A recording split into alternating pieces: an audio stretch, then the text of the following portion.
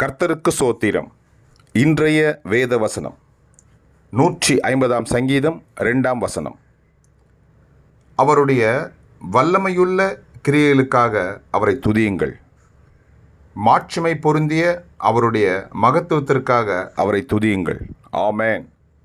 150 சங்கீதம் 2 அவருடைய வல்லமையுள்ள கிரியைகளுக்காக அவரை துதியுங்கள்.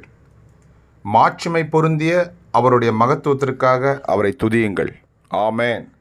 150 சங்கீதம் 2 கர்த்தர் உங்களை ஆசீர்வதிப்பாராக, உங்களோடு கூட இருப்பாராக. ஆமென்.